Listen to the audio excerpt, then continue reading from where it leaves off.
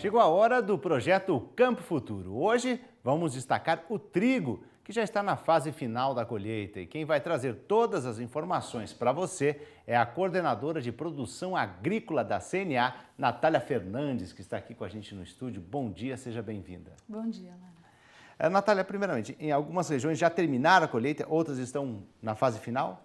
A colheita do trigo no Brasil está praticamente encerrada, né? O Paraná colhe antes, então algumas regiões próximo de Cascavel já encerrou a colheita em outubro, outras regiões como Guarapuava já encerrou em novembro também.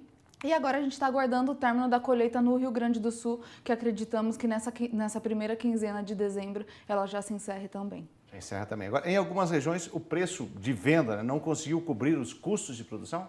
Então, a gente tem alguns fatores que influenciam essa renda do produtor nessa safra.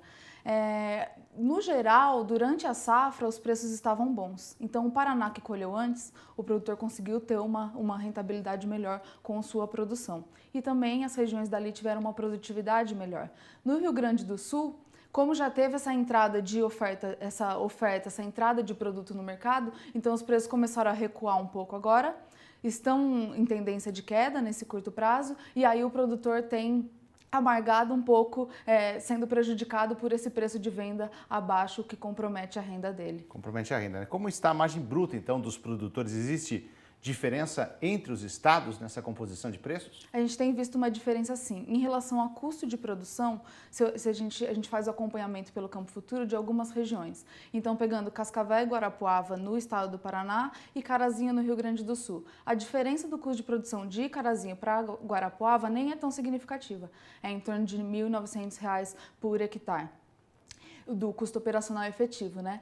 Mas a gente tem visto, por conta dessa queda nos preços, especialmente no Rio Grande do Sul, o produtor conseguindo uma rentabilidade menor. Então, ele ter conseguido vender o produto dele por um preço menor do que o custo, e isso tem dado uma margem bruta negativa no Rio Grande do Sul, enquanto no Paraná eles operam com margem positiva, que a gente não viu essa queda tão acentuada.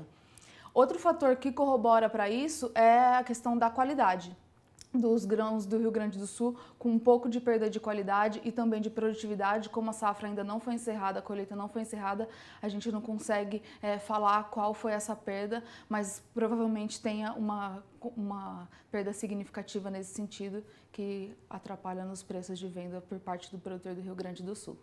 Agora, com o fim da colheita e esperado uma baixa no preço do trigo, depois que terminasse a colheita, você acha que com a entrada desse trigo no mercado? Exatamente por já estar no fim da colheita que a gente tem visto esse movimento. Claro que tem outros fatores de preço internacional, também de importação de produto, claro que antes da colheita, mas a gente teve um crescimento na importação de trigo em outubro em relação ao ano passado, cerca de 30% a mais. Então isso tudo contribui para pressionar os preços do produto no mercado interno e aí comprometer a renda do produtor. A gente já vê que no Rio Grande do Sul os preços estão ficando abaixo, inclusive, do preço mínimo, fazendo com que o governo se mobilize para intervir no mercado já, e a gente espera que realmente as ferramentas disponíveis para o produtor, agora que o prejuízo está instalado, possa contribuir para que ele recupere pelo menos parte dessa renda. Né? Dessa renda, né? Porque no Rio Grande do Sul vem de 2 anos de perdas por causa de questões climáticas. Como deve ficar este ano, né? Como deve ser este ano? Então, esse é outro agravante, né? Os produtores já têm esse prejuízo acumulado, então já tem uma capacidade de pagamento reduzida por causa desses 2 anos anteriores de significativas perdas por conta de adversidades climáticas. Esse ano, a condição das lavouras estão melhores, então a produção vai ser melhor. Mas aí tem uma elevação da oferta e ele agora está passando por esse dificultador aí do preço de venda abaixo. Isso compromete ainda mais a capacidade de pagamento dele e, inclusive, vai virando como se fosse uma bola de neve, né? Porque por causa dessa capacidade comprometida, ele deixa de investir na lavoura e deixa de poder ganhar em produtividade, na qualidade dos grãos, e aí tem que vender a safra dele por um preço abaixo. Não consegue recuperar.